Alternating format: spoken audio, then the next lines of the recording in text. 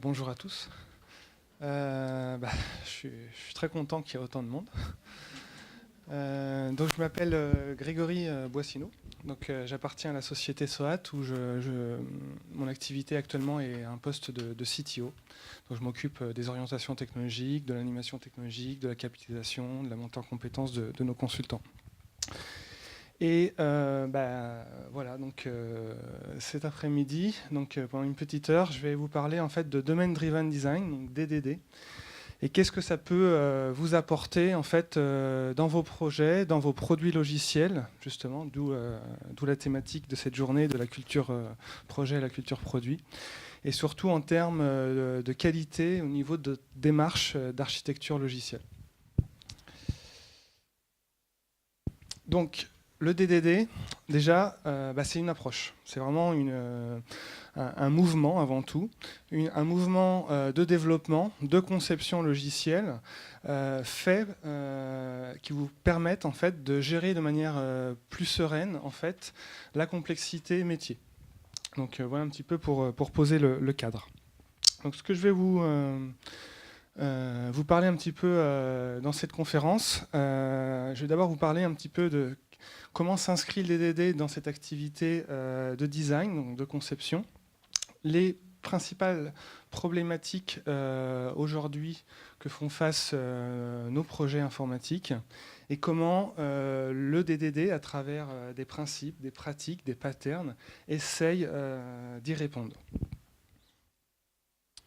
Donc je vous le disais, le DDD déjà, ça s'inscrit en fait dans une démarche en fait de software design, donc de conception logicielle. On est vraiment partie prenante donc, en amont des projets, de comment on va faire des projets les plus utiles pour nos utilisateurs finaux. Alors, le design, c'est quoi ? C'est avant tout faire des choix. Hein, c'est avant tout une activité de prise de décision.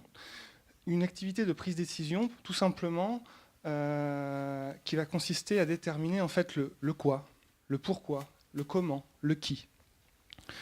Ces activités de prise de décision sont à tous les niveaux d'un projet. Donc, que ce soit bien sûr l'architecte logiciel, le concepteur, mais aussi les développeurs. Et le niveau de prise de décision va dépendre de votre rôle. Donc, mais c'est important que c'est vraiment à tous les niveaux. L'autre point important, c'est qu'il faut faire des choix. Donc l'activité d'architecture, de conception, c'est avant tout faire des choix et assumer ces choix. Assumer ces choix au fil du temps où les besoins utilisateurs, les cas d'usage vont évoluer. Et donc pour faire des choix, tout simplement, il faut prendre en compte le contexte. Donc le contexte est roi, et tout comme en DDD, le contexte il est également roi. Donc s'intéresser au contexte, c'est primordial. Et finalement, pourquoi on fait ces décisions ? C'est tout simplement pour produire des produits les plus utiles possibles. On dit souvent qu'il n'y a pas de bons ou de mauvaises applications, de bons ou de mauvais systèmes, mais uniquement des applications qui répondent correctement aux cas d'usage, à nos utilisateurs finaux. Alors, on est au sein d'une conférence dont la thématique principale est l'agilité. Et si on essaye de se raccrocher à l'agilité, en fait, on voit que l'agilité, c'est avant tout, va se focaliser sur comment on organise le travail autour de la production logicielle, alors que le design, donc, où le DDD intervient, va être sur le comment, sur comment je crée ce produit logiciel. Si on s'intéresse maintenant donc, aux différentes problématiques que vont essayer de combler le Domain Driven Design, donc la plupart des projets aujourd'hui utilisent des méthodologies agiles, typiquement la méthodologie Scrum, où grossièrement, on a un ensemble de tâches dans ce qu'on appelle un backlog. Ce backlog est divisé en différentes zones où les tâches vont suivre un cycle de vie jusqu'à la phase de réalisation où la fonctionnalité métier est disponible auprès des utilisateurs. Le problème, c'est que malheureusement, chez de nombreux clients, de nombreuses organisations, parfois, les méthodologies agiles, comme la méthodologie Scrum, est mal utilisée, mal employée, et elle est utilisée au détriment, en fait, avec une date de livraison inéluctable, avec une certaine pression sur les équipes de développement. Et au final, cette mauvaise utilisation des méthodologies agiles amène en fait à un manque de conception logicielle, à un manque de design. Ce qui fait que la majorité du temps passé par les équipes de développement sont sur des mauvaises fonctionnalités. On va perdre énormément de temps. Et ça arrive à des choses plutôt catastrophiques.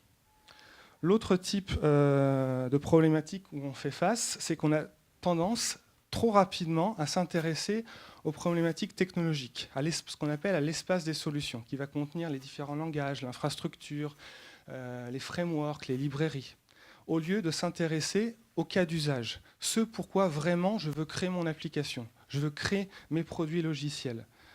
On ne s'intéresse pas à ces questions-là.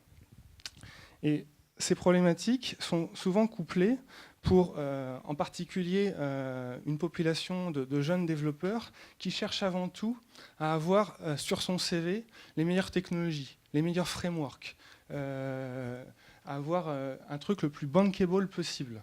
Et donc, ils ne se posent pas, et surtout même, y compris dans certaines écoles informatiques, écoles d'ingénieurs, on ne les apprend pas à essayer de réfléchir sur la complexité métier, sur les cas d'usage, à se poser vraiment les bonnes questions. Pourquoi je crée mon logiciel? Pour qui c'est? Quels besoins réellement ça va répondre?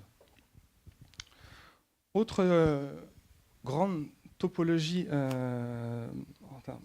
grosse problématique, c'est le manque de collaboration au sein des équipes. Donc, en particulier, certaines organisations sont très silotées avec de nombreuses équipes et qui ont tendance un petit peu difficile à communiquer, à se parler, malgré depuis récemment la mise en place d'outils, souvent des outils de ticketing comme Jira. En fait, il n'y a pas forcément un certain alignement, une certaine collaboration. Et ça se ressent en fait à travers nos différents modèles. Donc, par exemple, lorsqu'on fait une conception logicielle, généralement, on va produire un modèle d'analyse avec différents langages, différentes méthodologies, donc anciennement UML, désormais avec des méthodologies plus souples, ou par exemple le C4 modèle de Simon Brown, ce genre de choses.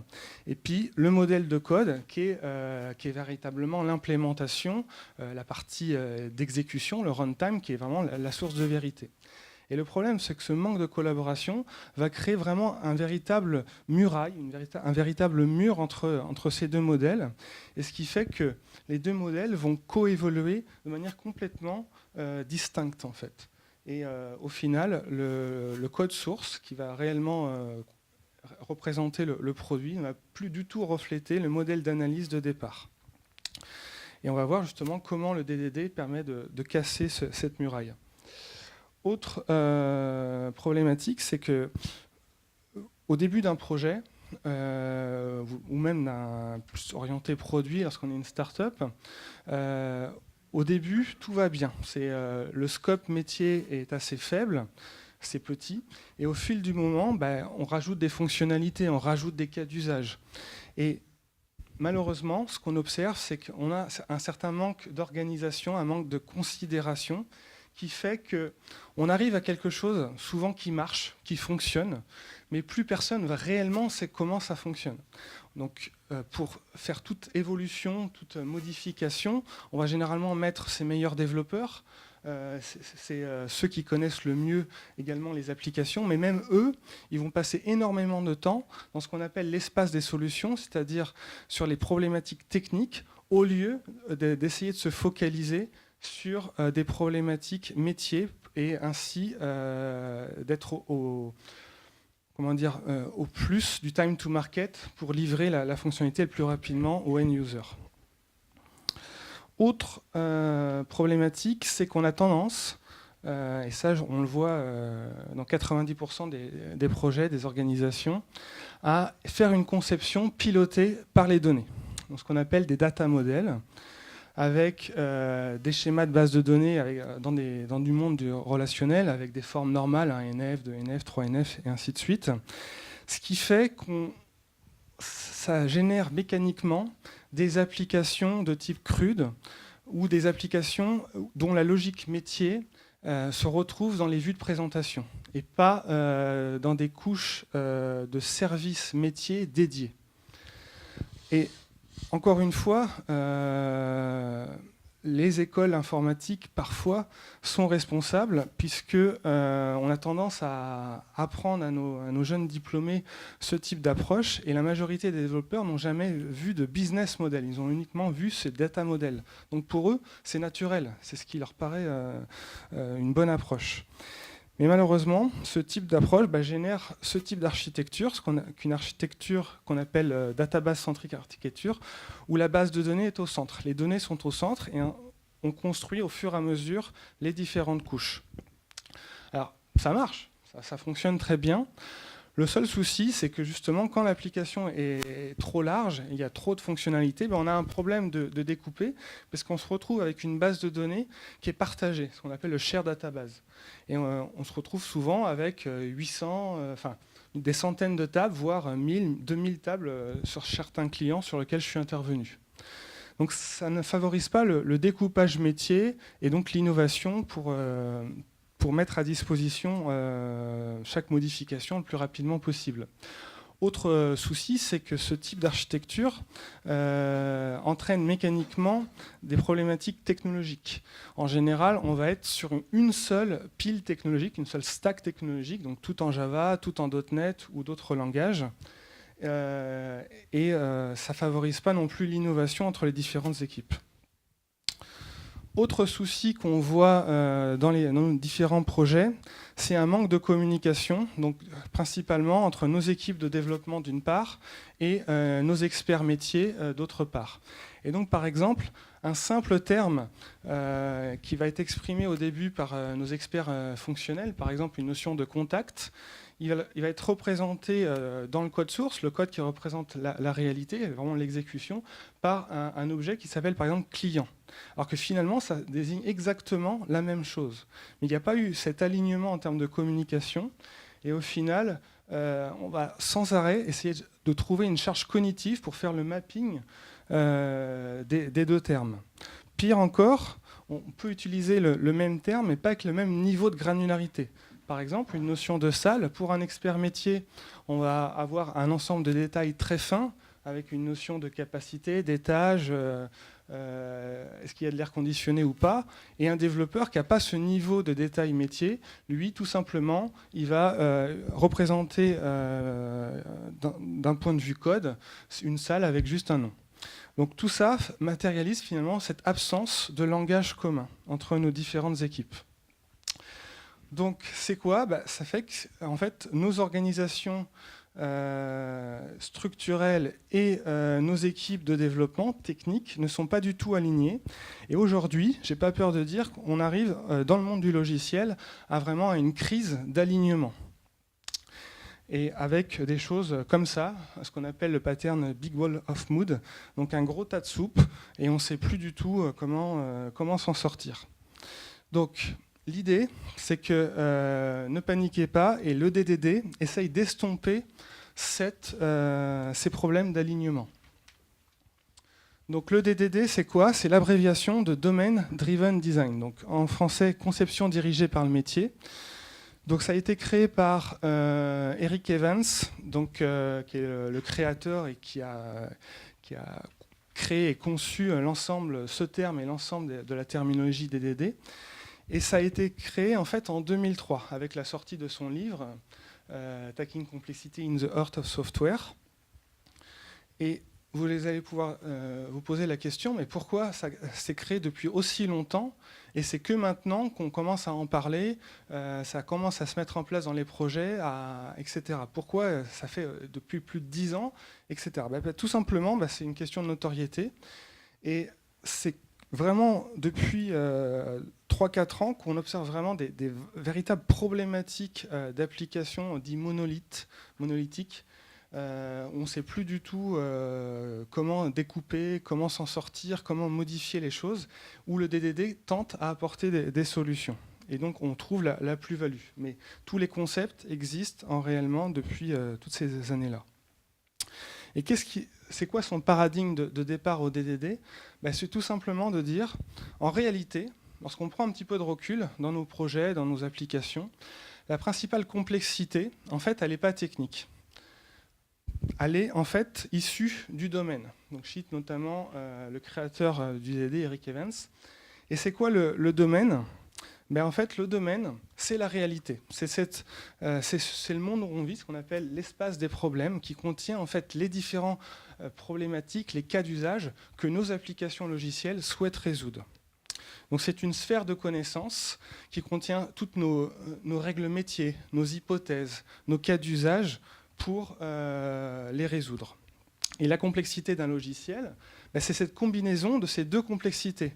La complexité métier, qui est quelque chose d'intrinsèque, qu'on subit, qu'on ne peut pas modifier, on ne peut pas l'enlever, cette complexité métier. Et le DDD va nous permettre de faciliter à s'intéresser, à décomplexifier en quelque sorte cette complexité-là. Et la complexité technique, qui est dans l'espace des solutions, avec les langages, les frameworks, toute la partie infrastructure, qui est généralement une complexité qu'on subit, qui est accidentelle. Souvent, parfois encore, mis dans des mains d'équipes de développement, d'architectes, qui ne maîtrisent pas complètement l'enjeu des différentes solutions.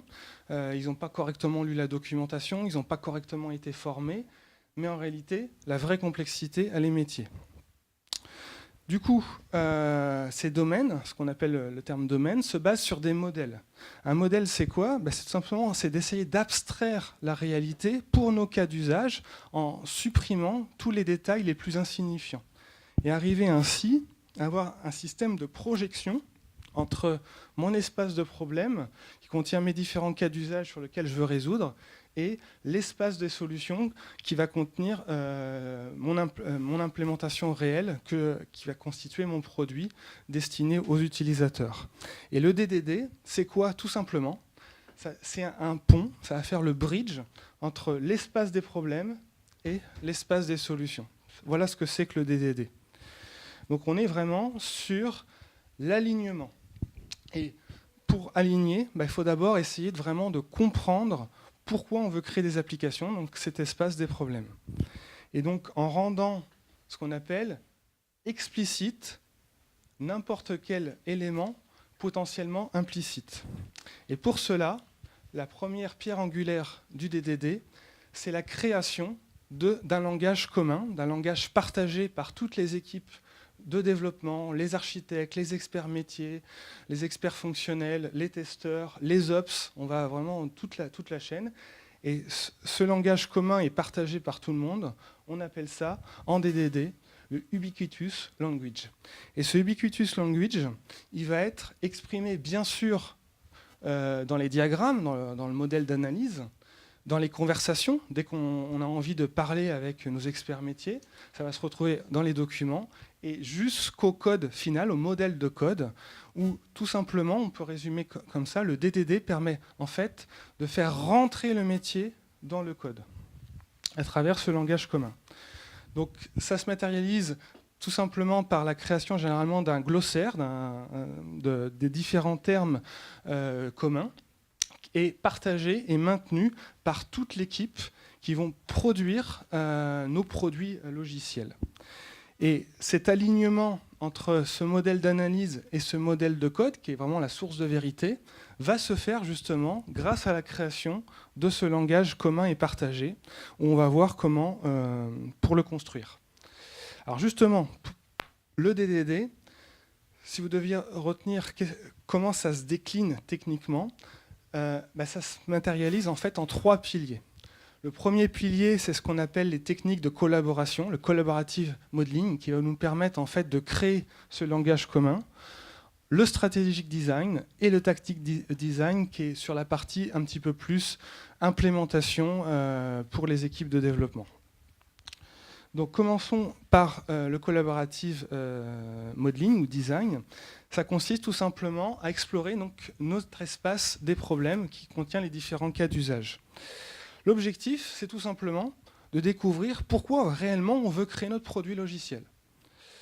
Et pour cela, tout simplement, on s'appuie des différents outils mis à notre disposition par les méthodologies agiles. Par exemple, on va utiliser beaucoup de storytelling. Ça, c'est extrêmement utilisé, permettant de décrire, sous forme d'ateliers de brainstorming, ce pourquoi vraiment on veut créer notre produit logiciel. Et tout simplement, de rester le plus en synergie possible entre notre logiciel et réellement nos besoins métiers.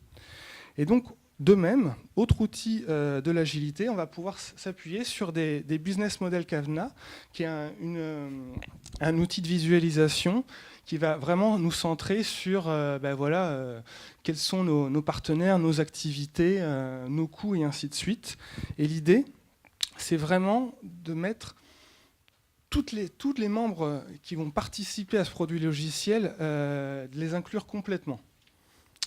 Alors, comment on fait ça ? Eh bien, tout simplement, le DDD s'appuie sur différentes techniques, des techniques d'exploration et d'extraction de connaissances. Donc, c'est des techniques généralement sous forme de jeux de facilitation. Pourquoi ? Parce que vous-même, la majorité d'entre vous dans cette salle, sont des personnes issues du management, de l'expert métier, qui sont des personnes généralement très occupées. Et ces personnes très occupées, il faut donc trouver en un minimum de temps des techniques pour faciliter l'engagement et extraire le maximum de valeur métier pour les équipes de développement, les tests et ainsi de suite. Donc pour cela, on s'appuie sur 3 grands patterns, 3 grandes techniques de facilitation que sont, encore une fois, issus de l'agilité, le User Story Mapping de Jeff Patton, l'Event Storming, qui est très populaire en ce moment, qui est une technique d'extraction et de connaissances basée sur une notion de modélisation d'événements. Et donc si ça vous intéresse, l'Event Storming, j'anime avec mes collègues juste après un atelier dessus. Et un modèle un petit peu plus récent qui a été créé aussi par le créateur du DDD, Eric Evans, qui est le modèle Whirlpool, qui permet en fait de donner en fait un ensemble d'astuces lorsqu'on est dans une organisation très silotée, où il y a déjà beaucoup de barrières entre les équipes de développement, par exemple, et les équipes métiers, et il donne des moyens pour essayer de petit à petit de rompre ces barrières et de favoriser justement des ateliers communs d'extraction et d'exploration de connaissances. Et c'est vraiment ces techniques collaboratives qui vont permettre finalement de faire émerger ce langage commun, ce fameux ubiquitous language, et qui va évoluer dans le temps. Et donc sur l'Event Storming, c'est quelque chose qui marche vraiment très très bien en ce moment. Vous pouvez l'utiliser dès le début d'un projet pour essayer d'approfondir, de creuser une certaine zone métier, mais aussi au cours du projet, lorsqu'on a quelque chose de plus flou, où il y a un nouveau cas d'usage, ça permet vraiment ça marche vraiment et on a de bons résultats. Donc l'idée, c'est, on a une notion c'est très avec des tableaux, beaucoup d'espace, avec des post-it de différentes couleurs. On va d'abord essayer de modéliser la notion d'événement, c'est un fait passé, la notion de commandes qui ont conduit ces événements à se dérouler dans ce système d'information, les acteurs, un acteur humain ou un acteur technologique, et puis beaucoup orienté questions qui permet justement d'éviter toutes les zones d'ombre. Donc l'idée, c'est vraiment de clarifier toutes les questions possibles. Quels sont les scénarios de repli, qu'est-ce que ça veut dire vraiment ce cas-là, etc. Et on voit que ces techniques d'extraction et de cas d'usage sont beaucoup plus en réalité pertinentes que des simples documents écrits. Alors attention, le DDD ne remplace pas les modèles d'analyse, ne remplace pas des spécifications fonctionnelles, ils viennent en complément. Donc, l'idée, une fois qu'on a facilité avec ces différentes techniques collaboratives, l'idée, c'est tout simplement de découper en plus petits morceaux notre espace des problèmes. Pourquoi ? Parce que tout simplement, en fait, toutes les parties d'un système d'information n'ont pas le même niveau, ne sont pas égales. On ne va pas nécessairement mettre le même niveau d'effort. Donc pour trouver ces différentes parties, il faut déjà essayer de comprendre un petit peu comment découper, quelles sont les véritables frontières. Et il n'y a pas de frontières, de règles particulières pour trouver le bon découpage. On peut essayer d'avoir des frontières naturelles, d'avoir des frontières terminologiques en fonction des termes métiers. Donc c'est le cas par exemple d'un boucher, lorsqu'il veut découper l'animal en différents morceaux de viande, il doit identifier dans l'animal les différents morceaux et savoir à quoi ça correspond. Et ça n'aura pas forcément le même prix et le même niveau de qualité. On peut, à l'image d'une carte, on peut essayer d'utiliser des frontières linguistiques. On peut encore monter d'un cran et utiliser finalement des frontières d'autonomie en termes d'équipe. Donc ça peut être, par exemple, à l'image ici, pour justement, beaucoup dans les élections, donc l'autonomie en termes de souveraineté militaire, ce genre de choses. Mais ce qu'il faut retenir, c'est qu'il n'y a pas d'heuristique particulière. C'est avant tout l'expérience. Donc c'est là l'importance en fait d'une personne qui connaît vraiment le métier, quelqu'un qui connaît, qui a vu beaucoup de projets en termes d'architecture logicielle, qui va vous permettre de trouver le bon découpage. Parce que ça pourrait être par exemple sur l'uniqueness des données, ça peut être sur les points de blocage existants. Il y a plein d'heuristiques possibles. L'idée, c'est de favoriser, enfin de proposer un premier découpage et de toujours remettre en cause son découpage, toujours le challenger, parce que aussi les besoins peuvent évoluer. Donc un premier découpage, pour certains, n'est pas le même pour d'autres, et n'est pas le même à un instant T qu'à un instant T plus 1, et ainsi de suite. Et donc en DDD, cette notion de découpage, notion de sous-partie, on appelle ça des sous-domaines. Donc par exemple, si on prend une automobile, on va avoir la partie, les roues, qui vont être une partie de découpage, l'intérieur et puis le moteur. Donc on a 3 grandes zones qui sont en termes de découpage. Si on prend un exemple un petit peu plus concret, qui est une plateforme de vente de ligne, de livres, par exemple, on peut avoir un morceau qui va s'occuper de la partie marketing, un morceau qui s'occupe de la partie membership, c'est-à-dire toute la partie enregistrement, une partie support, une partie livraison, une partie paiement, et puis le cœur qui peut être vraiment la librairie des livres. Et donc, comme on ne peut pas passer le même niveau de temps sur chacune des parties, le même niveau d'effort, parce que tout simplement, ça n'a pas forcément le même coût, on n'a pas forcément tous les développeurs et ainsi de suite, on va essayer de se poser les bonnes questions. Quelles sont les parties sur lesquelles je vais mettre mes meilleurs développeurs? Je vais investir le plus d'argent.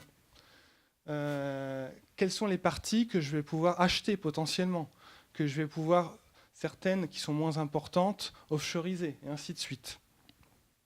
Donc pour cela, on a vraiment besoin de comprendre la vraie stratégie métier, la stratégie business.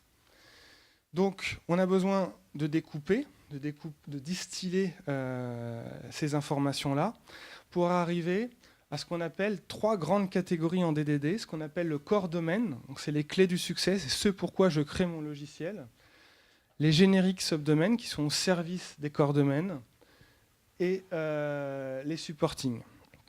Et avec un système de niveau hiérarchique comme celui-là, où tout ce qui est générique, potentiellement, soit je l'achète, soit c'est déjà disponible, potentiellement en open source. Les génériques, les supporting, c'est au service d'eux, donc ça peut être du offshore.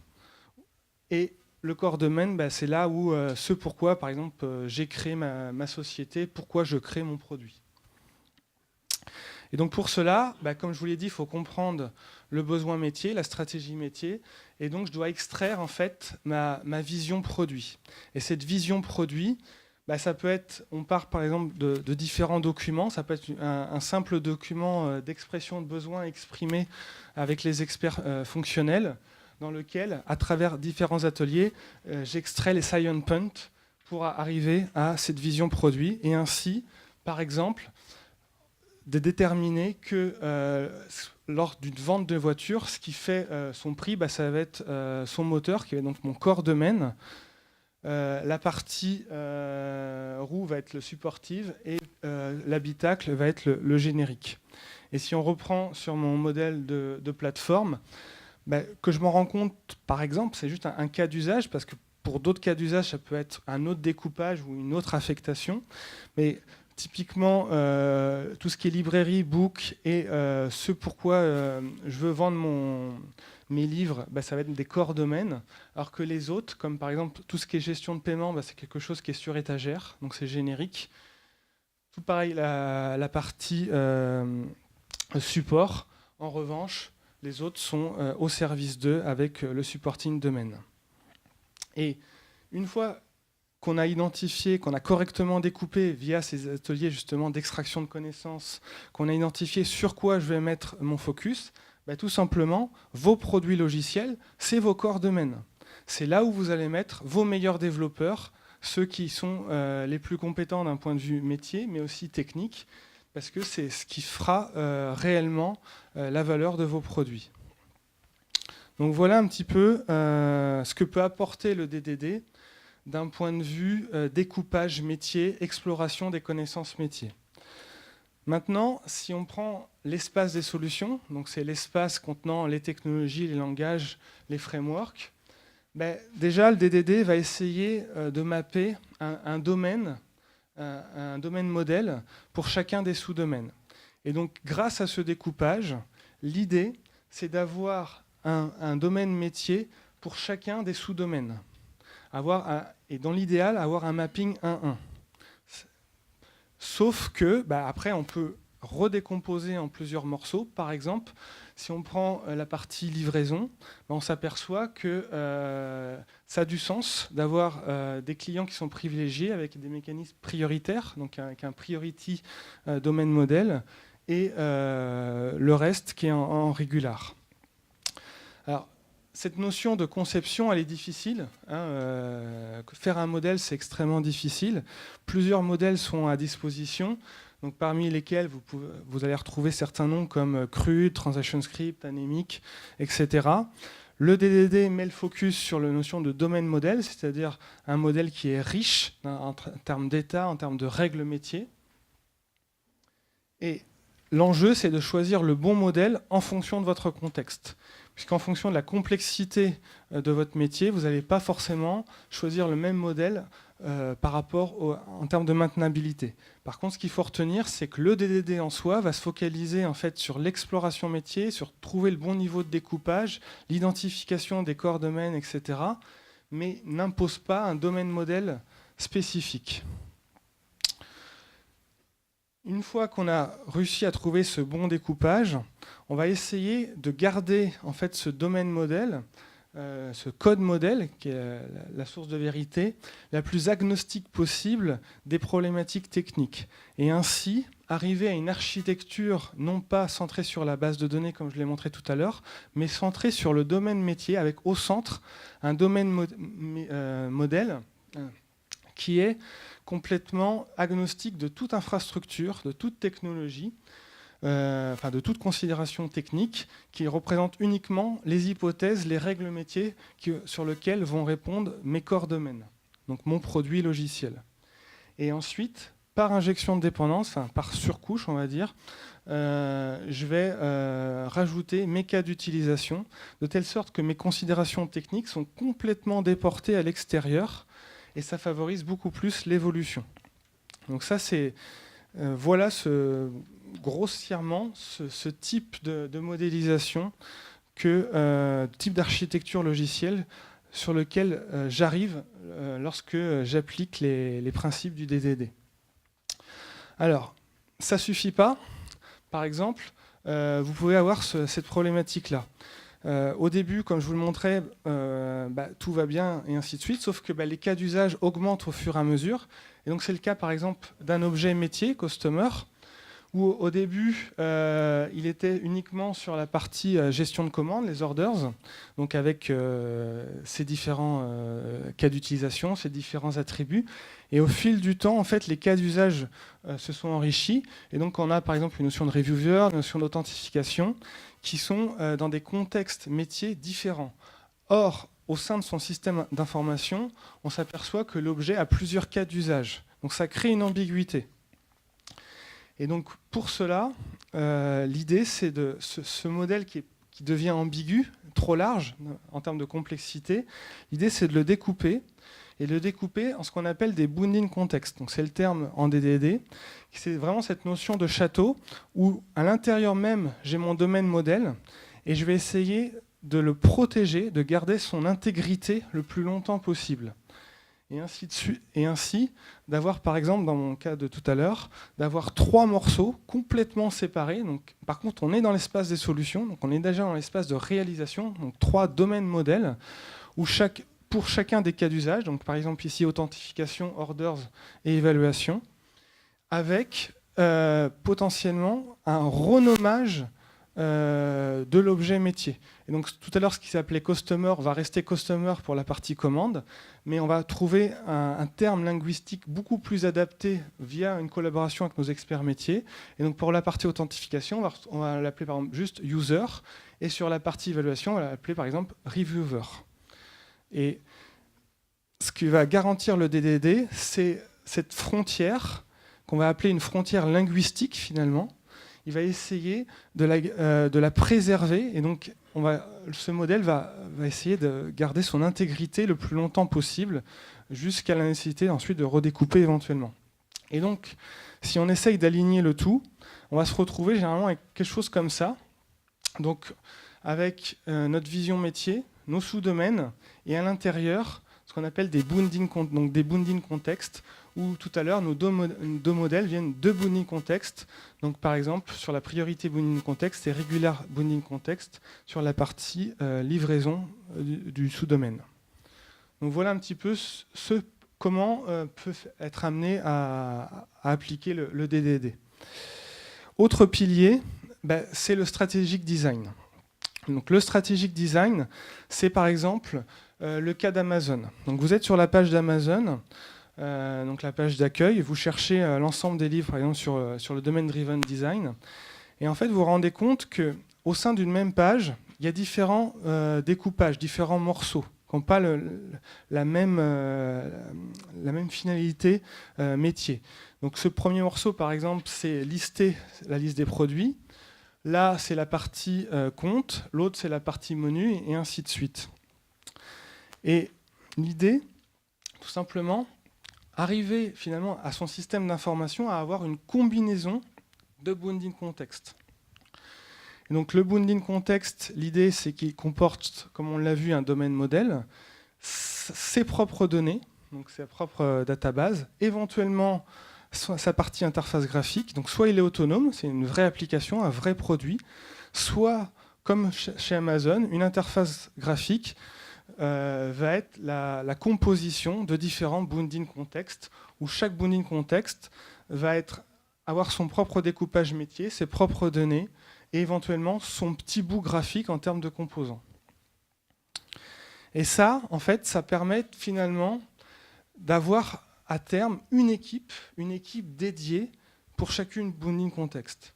Puisque une équipe, l'intérêt, c'est d'avoir une équipe qui soit la plus autonome possible, puisqu'on dit souvent que seule une équipe fait les bons choix, parce qu'elle connaît vraiment son produit. Et donc, on va avoir une équipe par bounding context. Une équipe la plus autonome possible. Et donc, en lieu et place, désormais, de parler de bounding context, depuis, le domaine driven design a maturé. Donc, les concepts restent les mêmes depuis 10 ans. Mais on parle désormais, en fait, en 2017, d'autonomie contexte. Et cette autonomie contexte, tout simplement, ça va encourager, favoriser justement l'innovation, le leadership, le choix des technologies, parce que chaque bounding context peut être dans des langages différents, dans des implémentations en termes d'infrastructure, de framework propres. Alors, en termes de communication entre ces bounding contextes, ça va être beaucoup plus simple puisqu'on va essayer de travailler sur de la combinaison. Et ainsi, donc de délivrer pour chacune bounding contexte, une autonomie contexte de la valeur métier et ainsi de réduire les coûts. Pour faciliter tout ça, en fait, le Domain Driven Design met à disposition un ensemble d'outils de visualisation. Donc le premier outil de visualisation, c'est la notion de carte de contexte.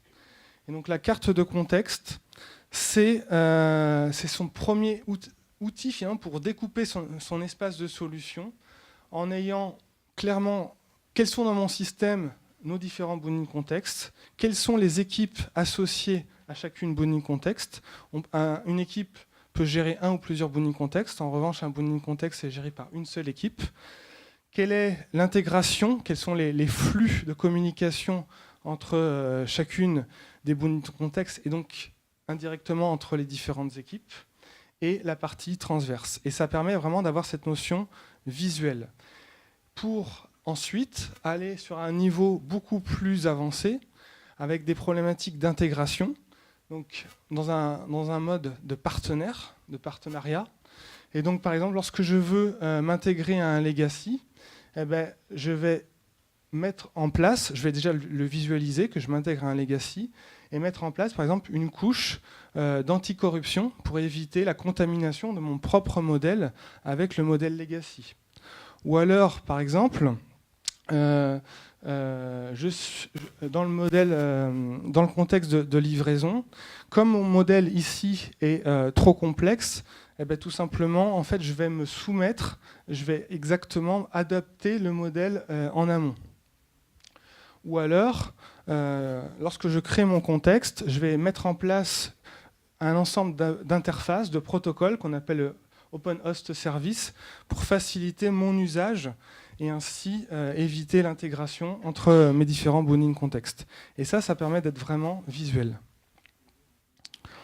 Et ainsi, derrière, d'en découler toutes les problématiques technologiques avec les différents patterns d'intégration, que ce soit du messaging, des API REST ou autres. Un petit mot sur les microservices. Parce que souvent, les microservices ont fait le buzzword depuis quelques années.